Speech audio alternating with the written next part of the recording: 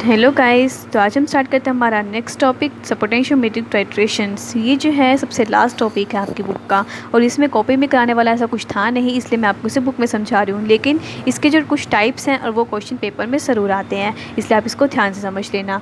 और ये जो पोटेंशियोमेट्रिक टाइट्रेशन है ना, ये एक इम्पोर्टेंट एप्लीकेशन है किसकी, EMF मेजरमेंट्स की। EMF मेजरमेंट की एक इंपॉर्टेंट एप्लीकेशन लिखा भी हुआ इसने, और ये जो एप्लीकेशन है ये हम पीछे पढ़ेंगे, इससे पिछले टॉपिक में आएगा वो।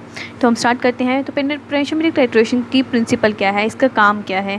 तो पोटेंशियोमेट्रिक टाइट्रेशन से हमें ये पता चल जाता है कि कोई रिएक्शन है, उस रिएक्शन का एंड पॉइंट कब आएगा, तो हम उसे डिटेक्ट कर सकते हैं with the help of potentiometric titration. और इस टाइट्रेशन के लिए हम एक इलेक्ट्रोड यूज़ करते हैं, उस इलेक्ट्रोड का नाम रखा जाता है इंडिकेटर इलेक्ट्रोड। नाम से पता चल रहा है जो हमें जो क्या इंडिकेट करेगा कि रिएक्शन का एंड पॉइंट आने वाला है या नहीं आने वाला।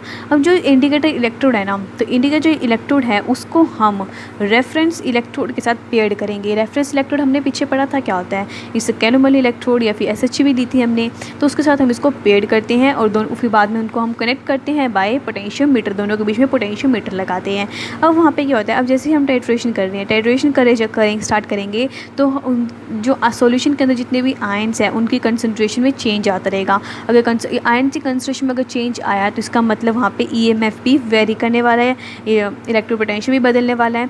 तो अब हम जैसे रिएक्शन करे जा रहे हैं, टाइट्रेशन कर रहे हैं, जैसे ही EMF में कोई लार्ज डिफरेंस नज़र आया, लार्ज चेंज नज़र आया, अचानक से ही एकदम काफ़ी कम हो गया इलेक्ट्रो पोटेंशियल, कुछ इस तरह कोई लार्ज चेंज नज़र आ जाए तो समझ जाना इसका मतलब जो टाइट्रेशन है उसका एंड पॉइंट आने वाला है या फिर आ चुका है। ठीक है, तो इसी से हमें ये पता चलता है पोटेंशियोमेट्रिक टाइट्रेशन से किसी भी रिएक्शन का हम एंड पॉइंट फाइंड आउट कर सकते हैं, मेज़र कर सकते हैं। और वो कैसे पता चल जाता है, क्योंकि वहाँ पर हम क्या देखते हैं, EMF का ग्रेजुअल चेंज देखते हैं। ठीक है, तो उस बेस पे जो पोटेंशियोमेट्रिक टाइट्रेशन है वो 3 तरह की होती है, acid based titration, redox titration and precipitation titration. Acid based titration में क्या होता है, यहाँ पे हम एसिड और बेस यूज़ करते हैं, और इस टाइट्रेशन के अंदर हम हाइड्रोजन इलेक्ट्रोड या फिर क्वीन हाइड्रोन या फिर ग्लास इलेक्ट्रोड भी यूज़ कर सकते हैं एज इंडिकेटर इलेक्ट्रोड। ठीक है, हमने क्या कहा था, हम इस पोटेंशियोमेट्रिक टाइट्रेशन के अंदर हम एक इंडिकेटर इलेक्ट्रोड यूज़ करते हैं। तो अगर हम बात करें इसकी फर्स्ट टाइट्रेशन की, तो उसमें हम इंडिकेटर इलेक्ट्रोड में हाइड्रोजन इलेक्ट्रोड, ग्लास इलेक्ट्रोड या क्वीन हाइड्रोन कुछ भी यूज़ कर सकते हैं, और जो रेफरेंस इलेक्ट्रोड है वो हम कैलोमल यूज़ करेंगे। ठीक है, सो गाइस इसका एक सेटअप देखो आप किस तरह से ये तैयार किया जाता है एसिड बेस्ड टाइट्रेशन। यहाँ पे क्या एक बीकर है जिसके अंदर क्या लेंगे, हम एसिडिक सॉल्यूशन लेंगे, और इसके अंदर हमने क्या ले ली, कोई भी ये वाली हमने मान लो हाइड्रोजन इलेक्ट्रोड ले ली, तो मैंने ले ली हाइड्रोजन। हमने क्या कहा था पीछे, हाइड्रोजन इलेक्ट्रोड, ग्लास इलेक्ट्रोड या फिर कुछ और क्वीन हाइड्रोड भी हम इसमें यूज़ कर सकते हैं। तो मैंने यहाँ पे हाइड्रोजन इलेक्ट्रोड ले ली, उसको हमने पेयर्ड कर दिया विद रेफरेंस इलेक्ट्रोड, जिसमें हमने लिए कैलोमल इलेक्ट्रोड, उसको मैंने पेयर्ड कर दिया इन दोनों को विद पोटेंशियोमीटर से, एंड उसको हमने इस सॉल्यूशन से भी पेयर्ड अप कर दिया। एंड सॉल्यूशन में बीच में इन दोनों बीच में ये लगाया, लाइक सॉल्ट ब्रिज जैसा ही होता है ये, और इसके अंदर सॉल्यूशन क्या है, वही KCl का, क्योंकि ये KCl सॉल्यूशन इसके अंदर होता है। जैसे हमने पहले भी ऐसा सेटअप पढ़ा है, तो इसमें कोई वो वाली बात नहीं है कि टिपिकल लग रहा है आपको ये ऐसा कुछ, बिल्कुल सिंपल सेटअप है। एक बीकर लिया, दूसरा बीकर लिया, दोनों का आपस से कनेक्ट किया, एक में हाइड्रोजन इलेक्ट्रोड, दूसरे में कैलोमल इलेक्ट्रोड, एंड यहाँ पे हमने क्या किया, टाइट्रेशन करने के लिए NaOH सॉल्यूशन की, मैंने क्या कहा था, एसिड और बेस टाइट्रेशन है, तो एसिड इसके अंदर है and this one is the base. ठीक है, तो यहाँ पे सबसे पहले क्या करेंगे हम, हमने NaOH लिया है, हमने NaOH को बुलेट में फिल कर लिया है। अब यहाँ से हम इसको धीरे धीरे ऐड करते रहेंगे, जैसे ही हम इसको ऐड करते रहेंगे NaOH नीचे गिरता रहेगा, तो वैसे ही सॉल्यूशन की pH चेंज होती रहेगी। पता है क्यों चेंज होती रहेगी, क्यों चेंज होती रहेगी, क्योंकि यहाँ पे H पॉजिटिव कंसनट्रेशन चेंज होने वाली है ना। जैसे ही OH नेगेटिव इसमें आएगा तो H पॉजिटिव कंसनट्रेशन में इफेक्ट पड़े ही पड़ेगा। तो इसका मतलब यहाँ पे अगर किसी की कंसनट्रेशन में कोई इफेक्ट आ रहा है, किसी के मतलब सॉल्यूशन के आयन से कंसनट्रेशन में अगर कोई इफेक्ट आता है, तो वहाँ पे EMF भी चेंज होता है, पढ़ा है ना हमने। ठीक है, तो अभी हम एक फॉर्मूला पढ़ के आए थे, E=E0 -0.059 log H पॉजिटिव। अभी पीछे पढ़ा है फॉर्मूला, है ना, तो ये वही फॉर्मूला है, तो इसको सोल्व कर लो। अब इसको मैं pH से बिल्कुल चेंज कर सकती हूँ इसको, log pH minus log H positive होता है, तो यहाँ पे माइनस तो है ही, सोल्व कर लेते हैं इसको, यहाँ पे क्या आ जाएगा, pH आ जाएगा। तो ये हमारा क्वेश्चन बन चुका है, सॉरी फॉर्मूला बन चुका है, सबसे ईजीएस्ट।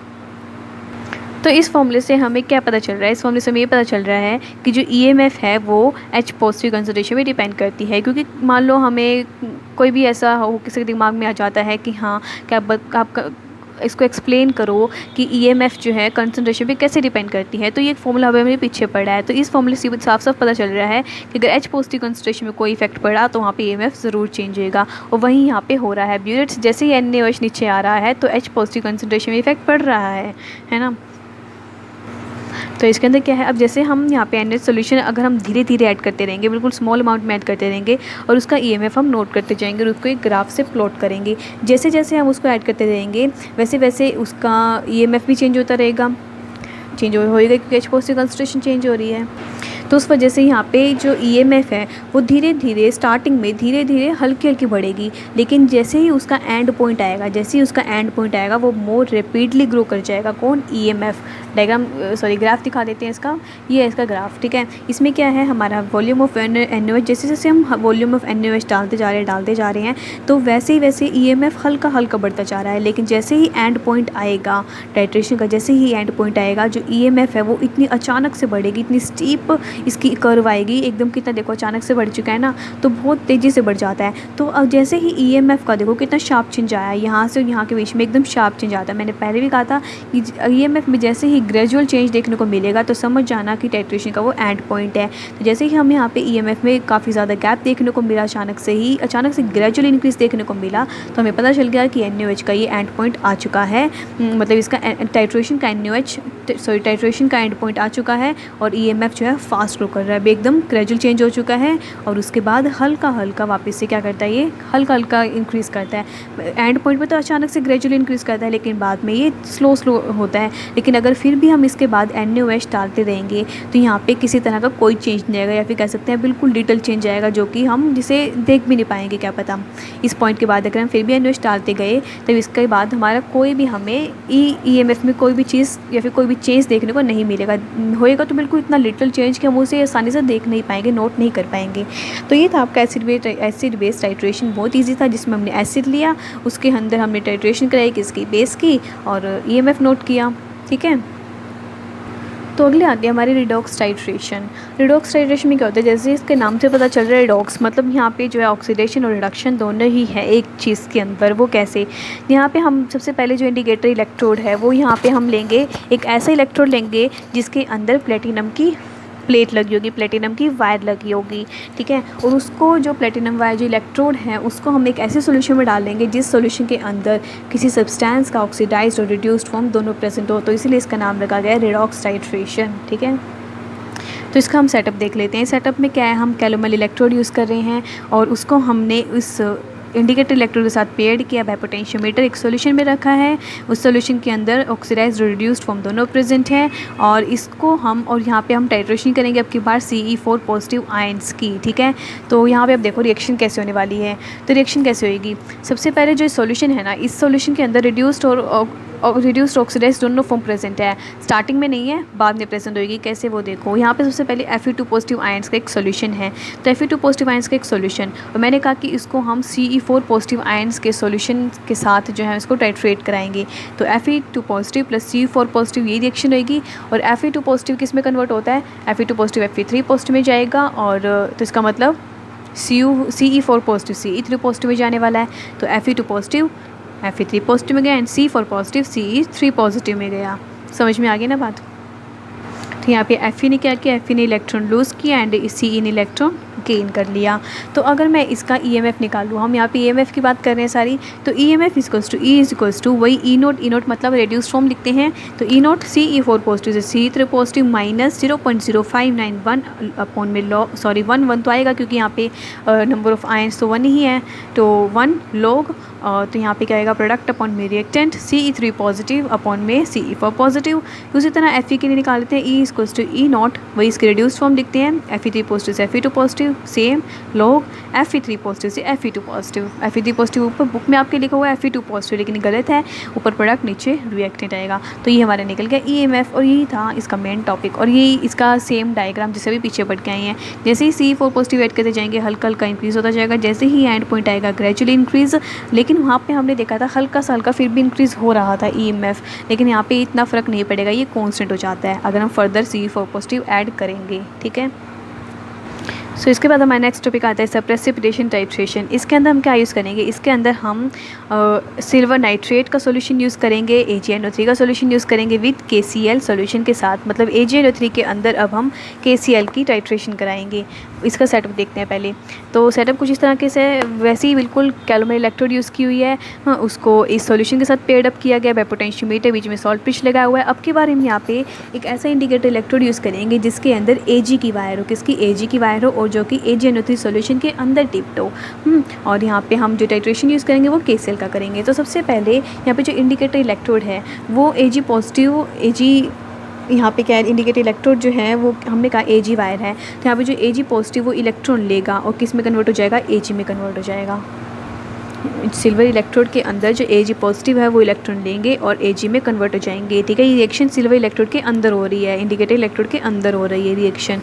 तो इसका अगर EMF लिखूँ तो EMF क्या आएगा, EMF क्या आएगा, इस तरह के से आएगा, E=E0 प्लस हम माइनस ले लेते हैं, -0.059 लॉग प्रोडक्ट अपॉन में रिएक्टेंट होता है, प्रोडक्ट Ag अपॉन में रिएक्टेंट, लेकिन ए प्रोडक्ट क्या है, सॉलिड फॉर्म में है, तो ये 1 और Ag नीचे उसको ऊपर ले जाते हैं तो साइन पॉजिटिव का आ जाएगा। ठीक है, इसमें कन्फ्यूज़न की ज़रूरत नहीं है। तो उसके बाद हम, तो इसमें ना और पीछे वाले में काफ़ी डिफरेंस है। वहाँ पे क्या कर रहा था, वहाँ पे जो EMF है वो इंक्रीज़ हो रहा था, है ना, लेकिन यहाँ पे जो EMF है वो डिक्रीज़ होएगा। क्यों, इस फॉर्मूले के देख के क्या पता चल रहा है कि जो EMF है वो डायरेक्टली Ag पॉजिटिव कंसंट्रेशन पे डिपेंड कर रहा है, लेकिन Ag पॉजिटिव तो इलेक्ट्रॉन लेके Ag में कन्वर्ट हो रहा है। इसका मतलब जैसे जैसे रिएक्शन बढ़ती जाएगी तो Ag पॉजिटिव की आयंस की कंसंट्रेशन जो है, Ag पॉजिटिव आयंस की जो कंसंट्रेशन है वो स्टार्टिंग में तो मैक्सिमम होएगी, लेकिन ऐसे टाइम के साथ साथ, रिएक्शन होने के साथ साथ Ag पॉजिटिव आयंस की कंसंट्रेशन तो डिक्रीज़ होती जाएगी। अगर उसके आयंस की कंसंट्रेशन डिक्रीज़ हो गई तो इसका मतलब EMF भी डिक्रीज़ होएगा। तो अब की बारी कर्व किस तरह से आएगा, इस तरह से, वरना हमने पीछे 2 पढ़े हैं उसमें हमने कर्व हमेशा इंक्रीज़ होता हुआ दिखाया था इस तरह के से, है ना, लेकिन अब की बार यहाँ पे डिक्रीज़ होएगा क्योंकि ये जो EMF है वो Ag पॉजिटिव पे डिपेंड कर रहा है।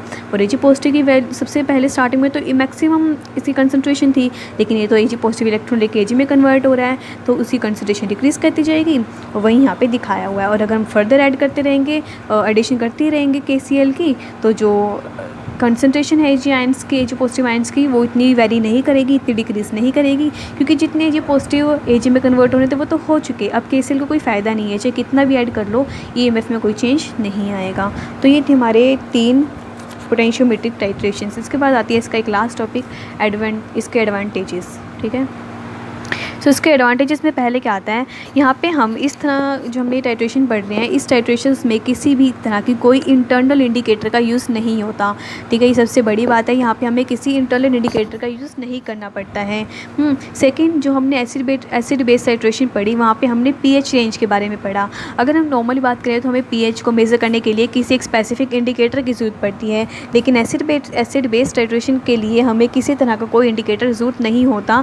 किसी pH के रेंज को फाइंड आउट करने के लिए कोई अलग से इंडिकेटर का यूज़ नहीं होता। ठीक है, इस टाइट्रेशन में।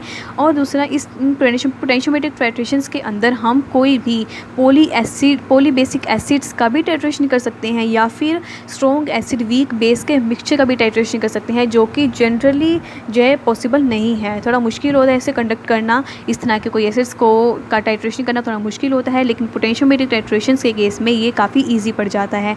और ये इस पोटेंशियोमेट्रिक टाइट्रेशंस में हम काफ़ी सारे कंपोनेंट्स के मिक्सचर का भी ईजी से टाइट्रेशन कर सकते हैं, जिसे नॉर्मली टाइट्रेट करना थोड़ा मुश्किल हो जाता है, थोड़ा इतना इजी नहीं होता उसे कंडक्ट करना। तो लेकिन इस टाइट्रेशन के अंदर हम काफ़ी सारे कंपोनेंट्स का मिक्सचर भी टाइट्रेट कर सकते हैं। एग्जांपल दिया हुआ है Cl negative, Br negative, I negative, इन सबको हम AgNO3 के सॉल्यूशन में इकट्ठे इनको टाइट्रेट कर सकते हैं, इन सबके इकट्ठा कंपोनेंट भी टाइट्रेट किया जा सकता है। तो ये था हमारा लास्ट टॉपिक, इसका पोटेंशियोमेट्रिक टाइट्रेशन। इसके बाद हमारे सिर्फ 2 टॉपिक और बचते हैं, concentration cell and liquid junction potential. तो नेक्स्ट वीडियो मिलते हैं, बाय बाय।